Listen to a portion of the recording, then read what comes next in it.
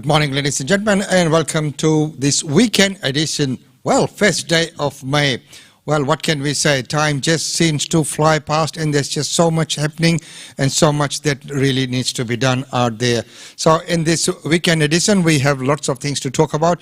Number one, the planned candlelight vigil for the Brisbane CBD. As we know, there have been few other ones which have been already planned in Gold Coast and in Springfield, but this one is Brisbane Central, and it will be held on Sunday, not Sunday, Monday, 3rd of May from 5:30 p.m. at King George Square. And we'd like to thank Brisbane City Council for lighting up the City Hall with the Indian colors, and of course they will have the big flag up on the big screen that's there in King George Square. At this point in time, we are asking for expression of interest to anyone who would like to be part of that, would like to say something, and whatever you would like to do. This is a community event. It has been booked under GoPure, but it is a community event, so anyone, any organization that wishes to be part of that, it is you are very, very welcome to take part in that. Well, of course, we will talk a little bit more about that as we go along, but right now we will go and take a look at the event that took place last night, which was the farewell function for Duncan Pegg. And of course, we were there, and our team was there with some glimpses of that function. Here they are. And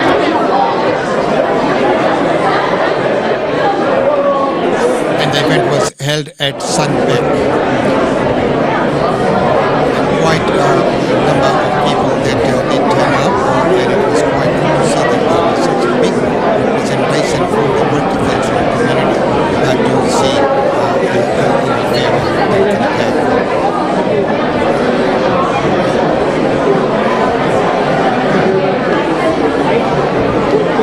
as you can see, that Sunbeam was quite full and full to the capacity with so many people coming up.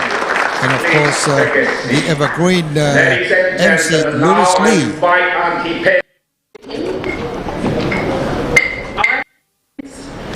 And these are very special to me, but I want to present these to you, to take these with you.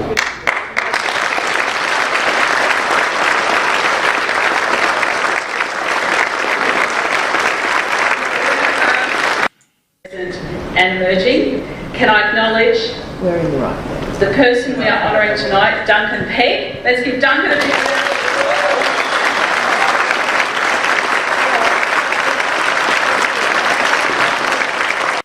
Speaking to Duncan, and we were talking about who has the most multicultural electorate, whether it's Duncan, me, Cameron or Peter. Duncan wins. Duncan has the most multicultural.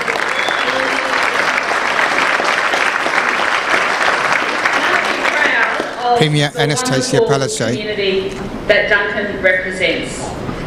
Tonight is actually a historical moment in time that we all get to share. So anyone who was elected in 2015, put your hands up. There's a few people who are in the room here this evening in the historic victory when we formed minority government, and that was a great campaign, and thank you for everyone who supported us in that campaign. But I often look back, and the Ryan government was very reformist, and the Goss government was very reformist. I know how much Duncan admires Wayne Goss, and likewise I do as well. A great man. And today, our government has actually surpassed the length of time of the Goss government.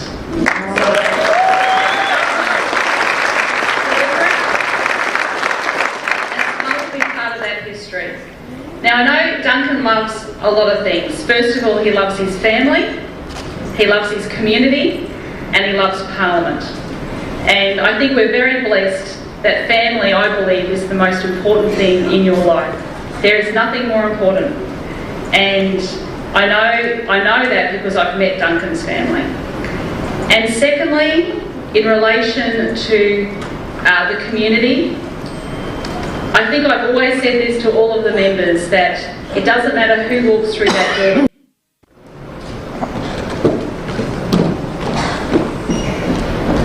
coming.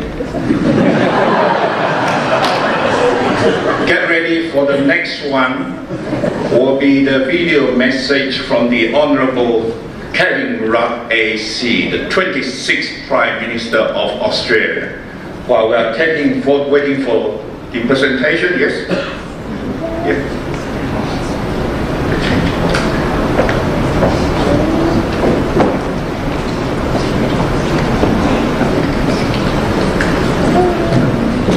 Ladies and gentlemen, the highest award you can get from the Australian Labor Party is life membership.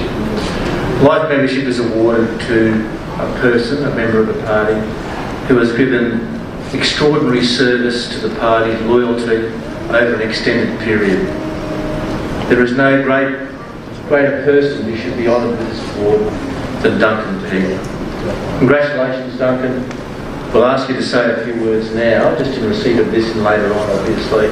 But please congratulate Duncan on the award.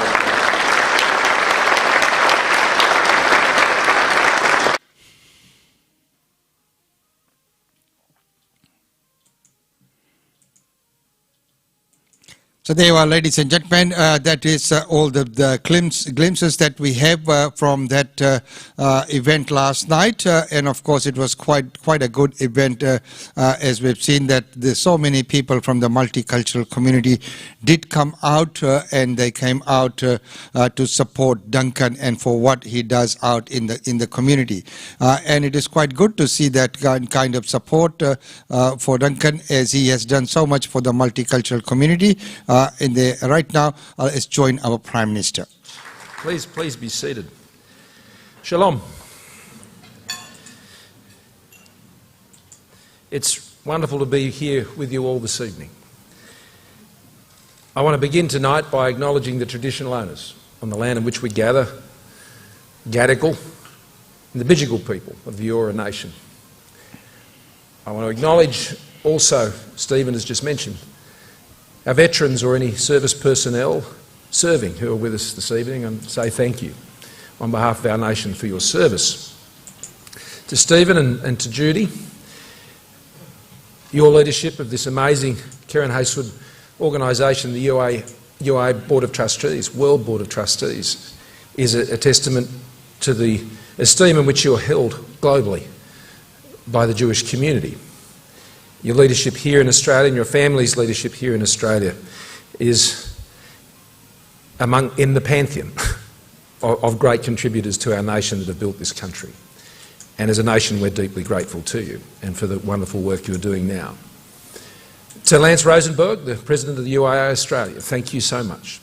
To Gillian Siegel, lovely to see you, Gillian, President of the Executive Council of Australian Jury, thank you for your leadership.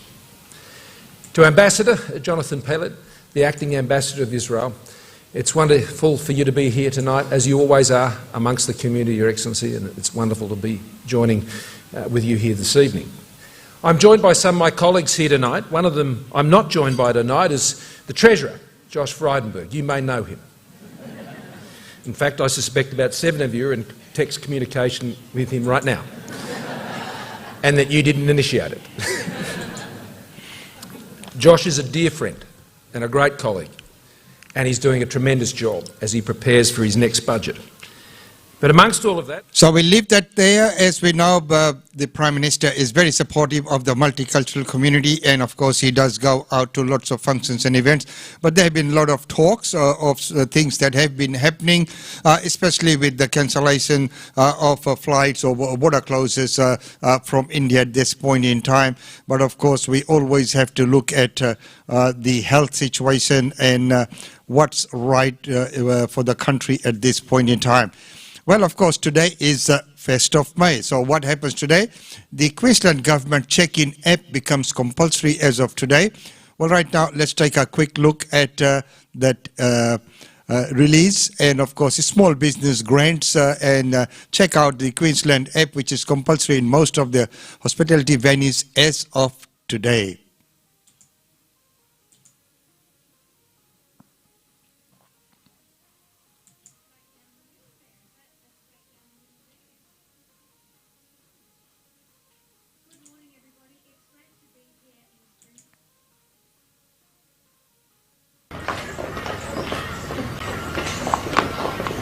Now, I might look straight down the middle there. Is that a straight down the middle there? Okay. You can look at our camera.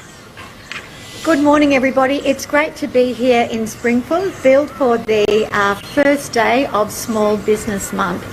We know that small business is the backbone of our local economies. They employ nearly 1 million Queenslanders, and we know in the last year they have been hit quite hard by COVID.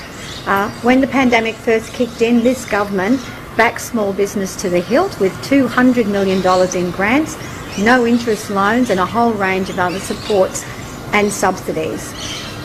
During the election, we announced another boost for small business with a $140 million Big Plans for Small Business initiative. And at the beginning of this year, I travelled around the state and spoke to businesses in 17 different locations right across Queensland to say, where are you at now and what do you need from the government? And this has influenced the way we will support business and allocate those funds. So today I announced $25 million in grants for small business, which will help new and emerging businesses. Some of them are people who've lost their jobs during COVID and are starting out fresh, which will help businesses who are surviving and they're going to go okay, but they need a bit of support. And then it'll also help those businesses who are growing. And there are a lot of them. There are a lot of businesses doing really well across this state, and we want to help them to grow, and we want to help them to employ more Queenslanders. So that's the start of Small Business Month, and there are lots of events happening right across this state to showcase how well Queensland small businesses are doing. But there's another milestone for small business today, and I'm going to hand over to Minister Enoch to talk about that. Thank you. Thank you so much. And of course, Small Business Week and Small Business Month rather, is an incredibly important month in the calendar for Queensland when we get to celebrate and elevate our conversations about small business. But today, of course, is a very important milestone or deadline for many small businesses, particularly those in pubs, clubs, cafes and restaurants, as it now is mandatory to utilise the Queensland Check-In app. Queensland businesses have been embracing the Queensland Check-In app across the state with more than 32,000 registrations. And of course, Queenslanders are loving it. We've seen more than 2.4 million downloads of the Queensland Check-In app and over 18 million check-ins across Queensland since the app was first initiated. And of course, that has equated to the Queensland Check-In app being the #1 free app on both Google Play and Apple platforms in Australia for the last couple of weeks. So that is a huge achievement by everybody. And of course, it's an incredibly important app in that we know that our ability to contact trace really quickly gives us the best chance to be able to manage small breakouts, and we've seen that just recently where the short, sharp lockdown gives us that chance to be able to utilise our incredibly talented contact tracers, and the information that's provided by the Queensland Check-In app gives us the best possible chance to be able to move as quickly as possible to contact all those people who may have come in contact, and of course ensure that we're able to get back to normal as quickly as possible. And I want to congratulate every Queenslander for the incredible work that we've been doing all together to be able to manage COVID-19. The Queensland Check-In app is yet another tool in our ability to continue to open up our economy, to support small businesses and of course support Queensland getting back to normal. And of course, everybody knows that the Queensland Check-In app is incredibly easy to use. It's easy to download. You literally have to enter your details just once into the app, and then after that, it's simply a snap and go sort of procedure. And of course, if you're not able to, if you don't have a smartphone, then businesses have an ability to be able to register you through their own part of the app. And of course you can check other people in from your family. So it's an incredibly easy app. Today it becomes mandatory for all hospitality businesses, so it's cafes, clubs, pubs, and of course restaurants, and that all equates to this being a safer, easier way to be able to contact trace and, of course, get on top of COVID-19. But I'll hand over to Scylla because we're here at Brookfield Golf Course and they've been using the Check It app, and I know that people who've been frequenting here know that this is a really easy way to be able to check in, and I know Scylla's been using it here as well. So over to you, Scylla. Yeah, so from today, Check-in Queensland app is mandatory for all hospitality venues in Queensland. We've been using it for the last couple of weeks already, and our patrons are very happy with the app because you don't have to type in your details every time you visit a different venue. It is literally scan, press sign in, and you are done. Especially easy for people as well who are not very smartphone friendly, because you don't have to every time type in repetitive details, and you can check in your family and you can check in your friends if they've forgotten their phone. And as a venue owner, it means we no longer have to have any contact tracing on paper, and we don't have to pay for our third party app, and also we are no longer responsible of keeping the data safe, which has been a big problem for some small businesses. So as a small business owner, I proudly support the app, and it has definitely made our life so much easier. Thanks. Thank you. Good morning. I'm Cherise Mullen, MP. I'm the State Member for Jordan, and welcome to Brookwater. And it's a beautiful golf club here. And I'm really so thrilled to have Minister Farmer and Minister Enoch here in the electorate for the start of Small Business Month.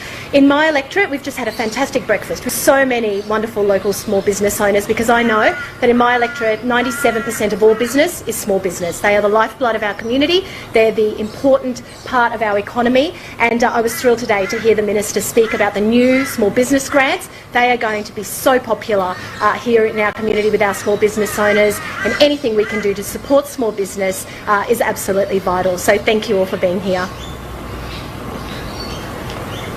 Well, good morning, everybody. My name's Lance McCallum. I'm the State Member for Bundamba, and happy Small Business Month.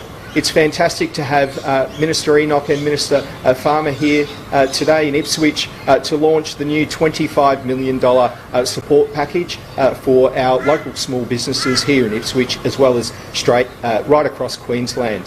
Our small businesses have been so resilient throughout the pandemic, and it's been a real testament to the strength of our small business community and their employees, that they've been able to meet the challenges of COVID and not only survive but thrive going forward.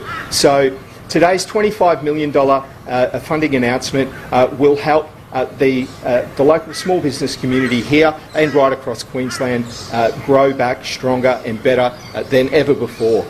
Today also marks the 1st of May, which is the day that it becomes mandatory to use our fantastic and simple Queensland check-in app. And congratulations to Brookwater Country Club for hosting a fantastic breakfast, and I know that everybody checked in easily and safely using our app, which is now mandatory in all hospitality businesses right across Queensland from today. Thank you. Any questions? Very much for joining in, and as we know, from today it just become mandatory. And of course, don't forget the candlelight vigil. We will bring to you lots of update on what's happening and how it is progressing. And together with that, we'd like to say goodbye from this segment.